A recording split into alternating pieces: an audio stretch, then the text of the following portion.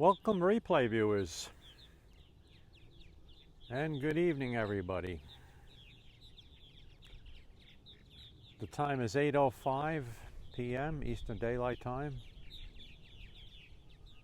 and let's take a look at our purple martin colonies here in the evening as the new families return for the evening.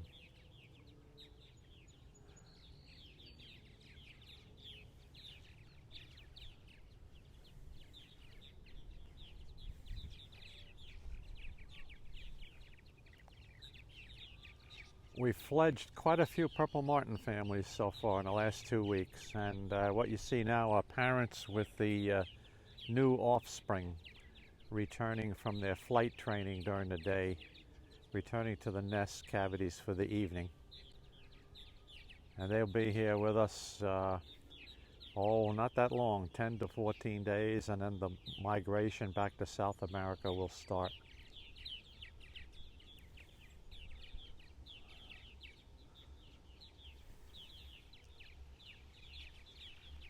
I'll pan around to what I call my northeast house, because we've had several families explode out of that house in the last day or two.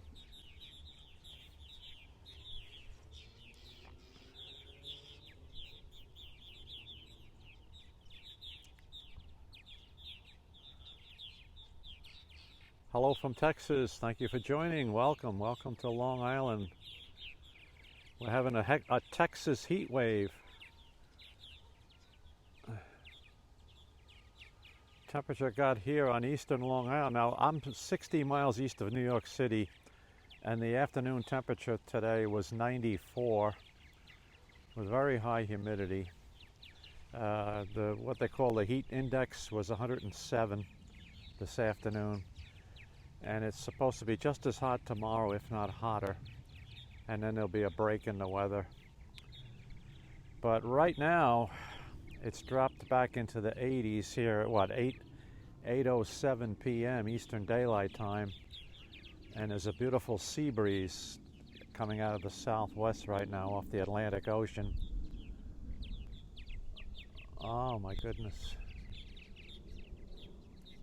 Yeah, it's hot for New York for sure, but it's hot all over the country, and I don't envy where you are right now. My daughter, who was in Madison, Wisconsin, tells me it's just as hot out there. It's in the high 90s in the upper Midwest. So this is a dome of really extraordinary hot air across the eastern two-thirds of the country. But when it gets in the 90s out here on eastern Long Island, that's pretty high. Hi, Andrea. Good to see you. Welcome. I'm sure you're suffering in the heat there in Queens. And we obviously had a hot day everywhere we were today, but out here, I was just mentioning, it got up to be about 94 Fahrenheit today with the heat index about 107, which was pretty intolerable.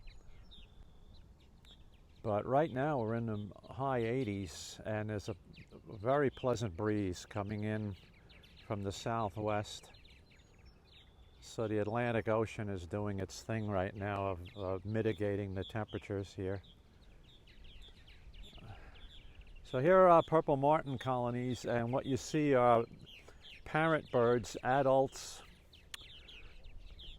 with their offspring, the new babies who have been born in these houses this past summer. And they've been exploding out of these houses for the past 2 weeks. And the parent birds take their family groups out for flight training during the day, and then around this time of the evening they come back to the nesting cavities to spend the night. So that's all the activity here is the new babies who have just made their first flights in the last few days. Let's watch this boat coming in here, which is a friend of mine, Roger and Linda, and they're coming back from the beach. The baby who was on the ground was rescued, and he made his first flight. So that was another successful rescue. This is a classic cabin cruiser built, I'm going to tell you, from the 1920s or 1930s, this boat that we're watching right now. Go back up our creek here. Classic bay boat here. All right, let's just watch our babies flying around with their parents, getting the last of their evening feeding in. Although they will feed until right after sunset. And then everybody will come back in and they'll squeeze into the cavities for the night. And then early tomorrow morning they'll come out and the parents will take them for their training flights again. We probably will fledge a few more families over the next few days.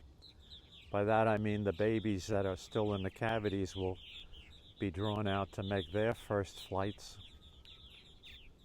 So it's a very hectic season for time of season for the purple martin season here.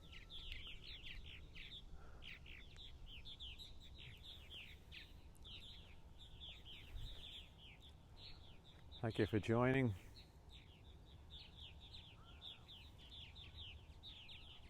Thanks for all the hearts. That I appreciate too.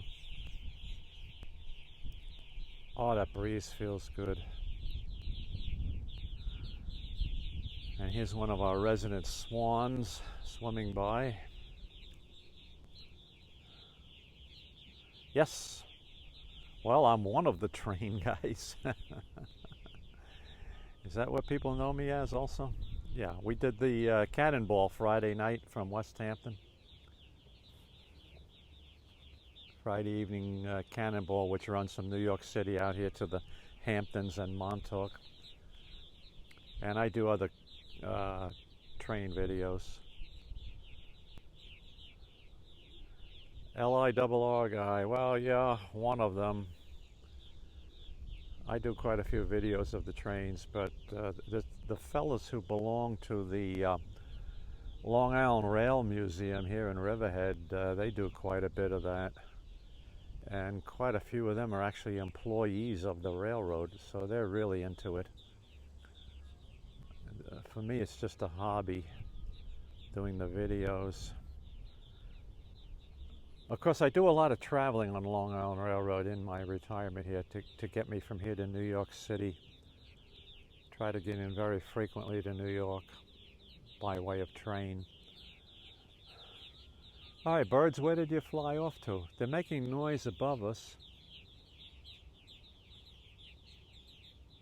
You can probably hear them in the background. If I stop talking, we'll just listen to that. Well, no, they're not landing in trees right now. They're flying around overhead, and they're doing what we call, aerial feeding, because these birds are, let's call it 100% aerial insectivores. They feed off of insects on the fly.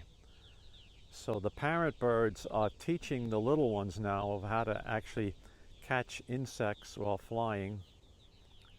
And they have to have them ready for the migration back to Brazil, which starts shortly.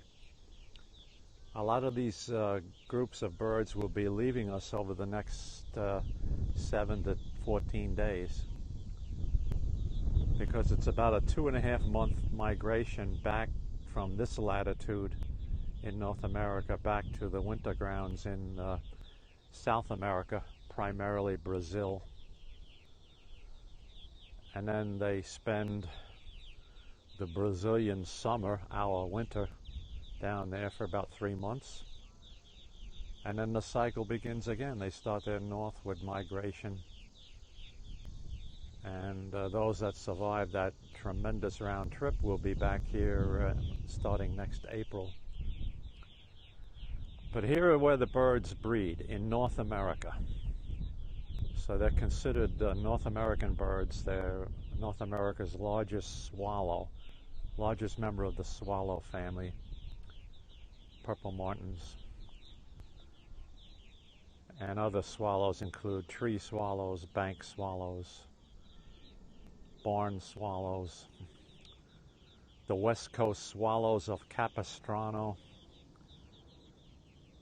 and all swallows are insect eaters that take insects on the fly.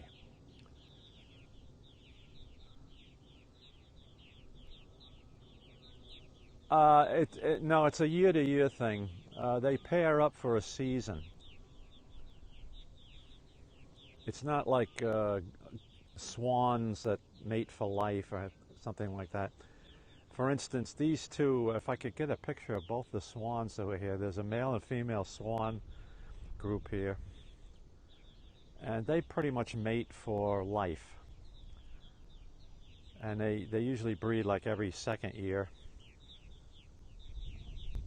I think that's the creek over from me had baby cygnets this year. They had a family of about six cygnets. Okay, well, thank you for joining me, and stay cool there in Texas. I hope you don't suffer too much heat blast tomorrow. Hopefully you're going to catch a break with the weather in that part of the country. But thank you for coming with us tonight.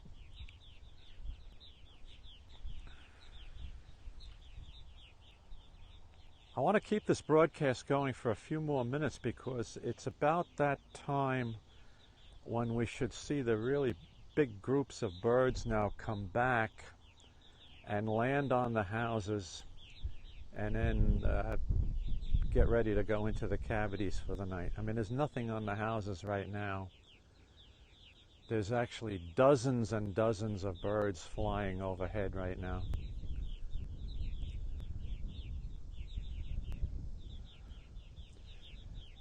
If I just look in this direction, this is looking south toward the Atlantic Ocean, which is about 2 miles away across the bay, maybe 1.75 miles.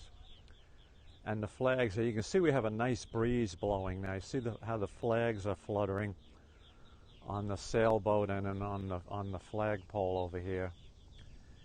And it's not out of the south, but it's out of the southwest where it's enough to bring cooler air in off of the ocean. So it's making it very pleasant here right now for this time of night.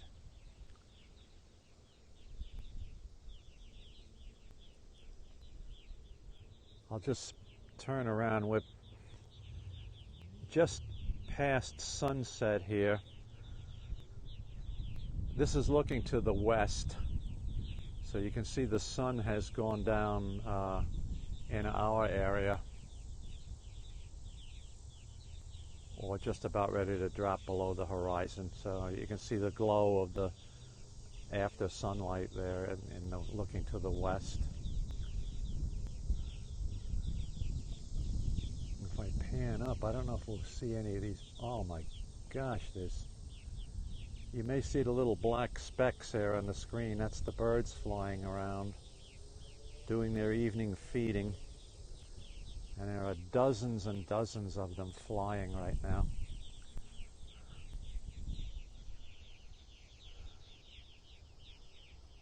This is looking to the north.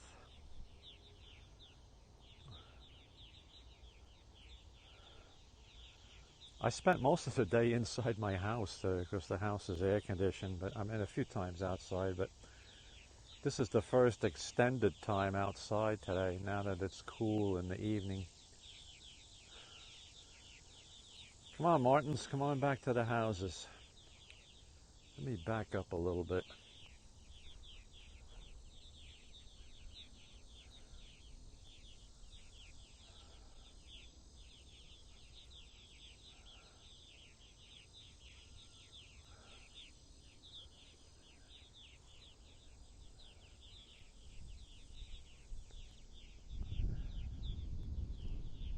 Once they start landing, one will do it, and then 2, 4, 8, 16, 32, right? It just multiplies and multiplies, and they all come back in. Or the parent birds will lead each group of little ones back. And the mature birds here have clutches of 5 to 6 baby birds.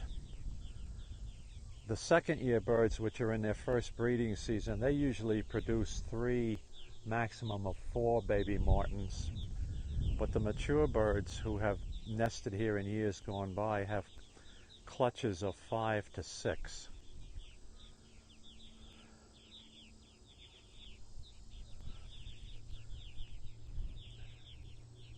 Oh, here comes a sailboat coming in now. I don't know if we can get a picture of this or not.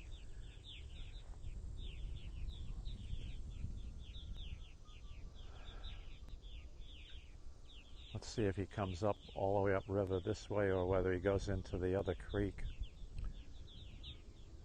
All right, when he gets closer, I'll pan over that way and we'll see the sailboat coming in.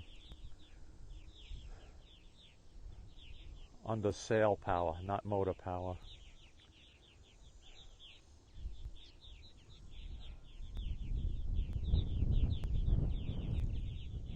We have music in the background in addition to the purple martins, so somebody's having an Saturday evening party here in the neighborhood.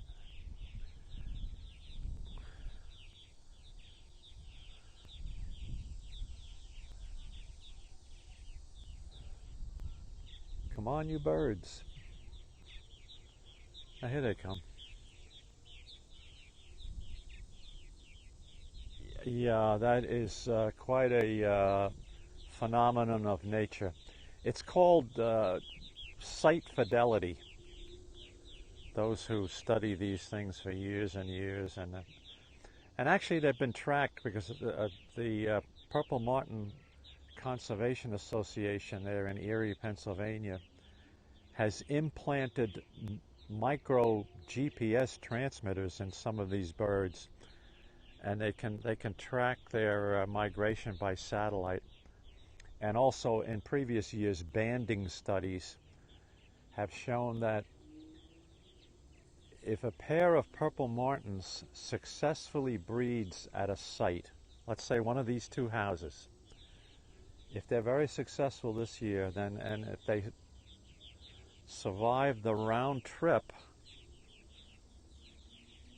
to Brazil, they will come back to the same house. They will come back to the same site. Yes. And that goes for all purple martin landlords. Now, the new birds that are born this summer, the ones who are just flying around overhead right now, and they're going to make their first trip to Brazil and back, they will come back to the general area, maybe within a 25-mile radius or so. And they're the ones that are seeking new housing. And that's how these flocks are dispersed into new locations. But the mature birds, who live to be about 9 or 10 years total length of life, they will come back to the very same houses and nest again here.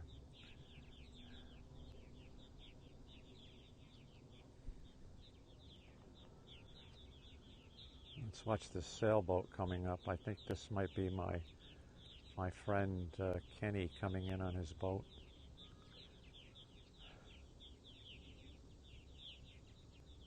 Thank you for joining. Welcome to Eastern Long Island. Time is now 8:24 p.m. We're just very shortly past sunset, and we're waiting for our purple martin families to come back to the houses for the evening.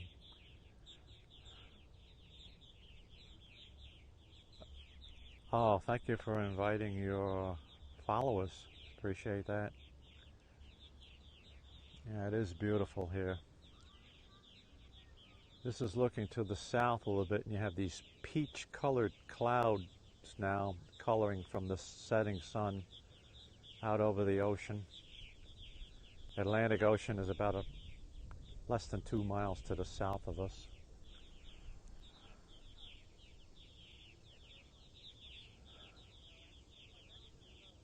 Thank you for the hearts.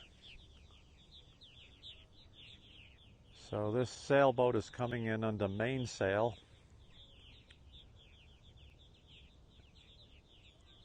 He's on what they call a close reach because the wind is actually about 90 degrees to the boat right now. Hey, Lucky Dog, how are you? Thank you for joining. Good evening. Welcome. How'd you enjoy this day out here in our neck of the woods? Well, I'm enjoying myself this warm evening down here on the waterfront, as you can see, with the beautiful breeze coming out of the southwest right now, cooling it off quite a bit. I mean, quite a bit, right? It's still in the 80s, high 80s, mid 80s. My thermometer's hit 94 today. That was around 2 p.m. We peaked out at 94 degrees today at the house.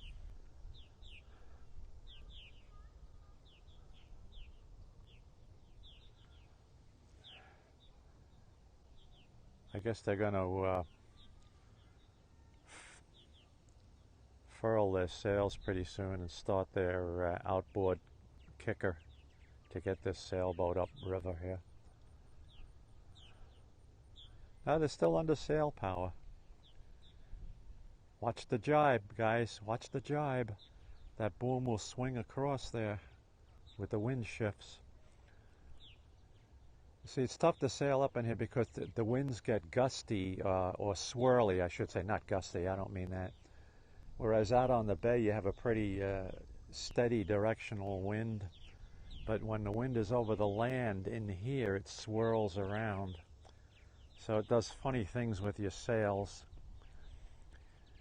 1 second it'll be coming from one direction, and the next second it'll be coming from the next direction. No, he doesn't have his outboard running yet. He's still sailing up under mainsail, mainsail. All right, come on, birds. Come on back.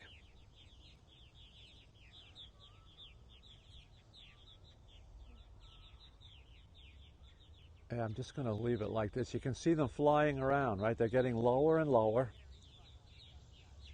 They circle down, and here they're starting to come into the houses now. So these are the family groups that have been out with flight training all day, parents and baby birds. Yes, exactly right. They're feeding until darkness, because there are certainly many, many insects in the air right now, especially out over the water. And that makes it tolerable for me to be standing here, because these birds are eating so many insects. I'm not getting bitten, eaten alive by insects myself. So these are nature's insect control units. They're stuffing themselves right now.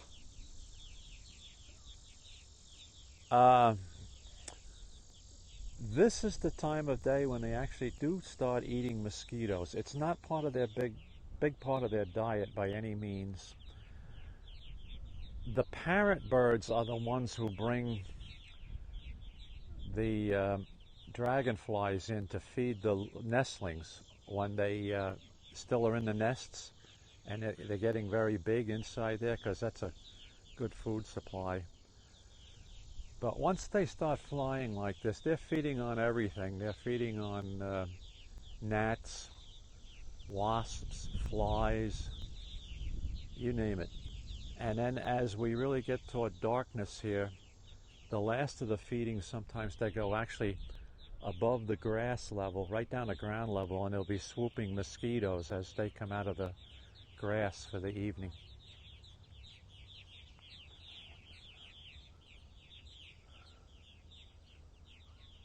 Thanks for the hearts, folks.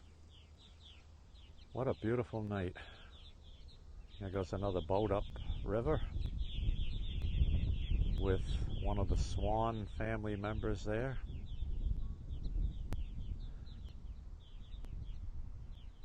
The lighting is just beautiful now. What are we, 8:30? We're past sunset, and the birds are still flying and still feeding.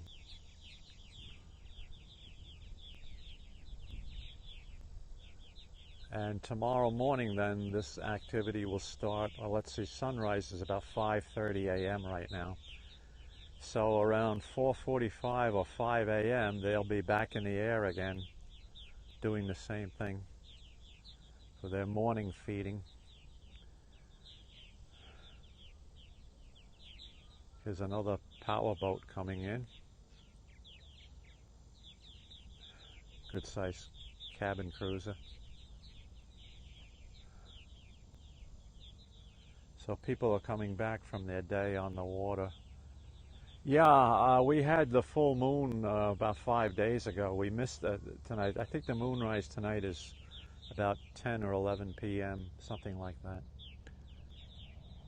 We had moon over Mauritius here 4 or 5 days ago, full moon. There's a beautiful orange moon coming over the tree line over there, the direction I'm pointing right now, to the southeast.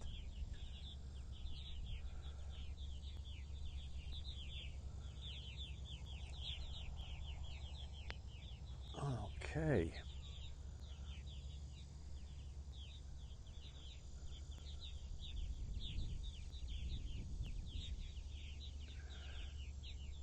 Thank you for joining.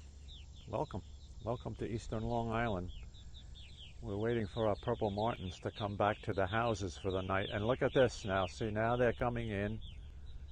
Let me just stay concentrated on these two houses. And the same thing to a smaller scale is happening at my third house over to my left. I'll just briefly pan over there to show you there.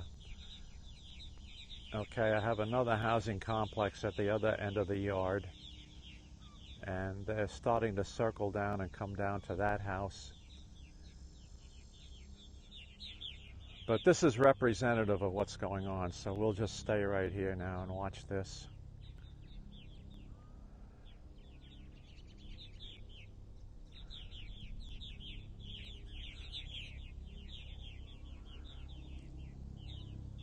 And if there are too many babies, now, depending on how many we turn out, and I think I've given the folks an estimate in the past that I thought we would produce between 180 and 200 baby purple martins this year at our sites. But we get so many that fledge at one time, there's not enough room in the houses for them, so that a lot of them will spend the night clinging to the bottom of the houses. They'll cling to the racks that hold the plastic gourds, and they'll spend the night that way. Or they'll try to cram 6 or 8 little ones into one cavity. But they're survivors. No, they're doing their natural thing. It's okay.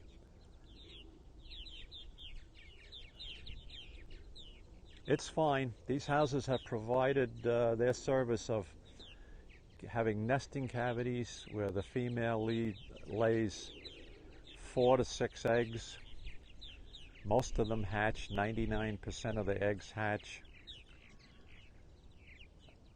It takes, from the date that the last egg is laid, it takes then 4 weeks, so about 28 days, for the babies to reach full size, and then the parents draw them out of the nests to start their flight training. So they're all okay. As some of you who follow me know, Andrea knows this, she's been with me for these. We've had to do a few rescues of baby birds who were, say, a day or 2 days short of really being able to fly, and they crash land on the ground down here. So I go get my fine net, my fine crab net, and get them in a piece of paper towel, and I put them in what I call my fallout shelters. These little houses that are right on the poles. Here, I'll show you one of these. Here, let's walk over here. Let's see what they do if I walk over here, if they fly off again or whether they just stay. So we've had about half a dozen rescues this season, mostly successful. And when I find a bird that cannot yet fly, say it needs another day or so, we pick them up and we put them in these little shelters here, shelter houses. And then the adult birds will fly by and I'll actually feed it. And then when the bird is ready to fly, he'll make his first flight off the porch railing of these fallout shelters.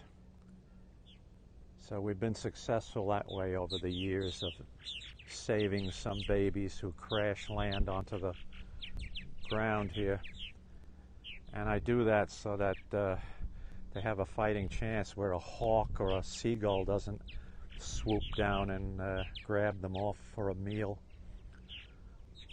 Let me walk back a little bit and I'll turn around. This is looking west. Look at the glow of the western sky right now. Isn't that beautiful? After sunset dusk here on eastern Long Island. Thanks for all the hearts.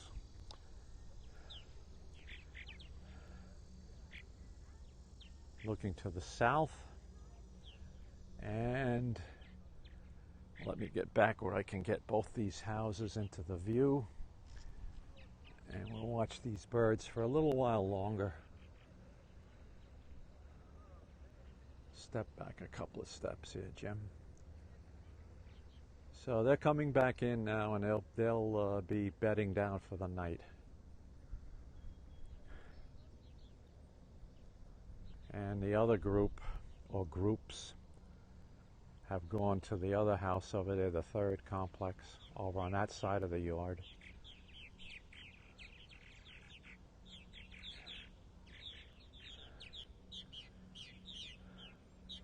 Okay, Purple Martins, get a good night's sleep here of about 8 hours, and then you'll be back in action again early tomorrow morning.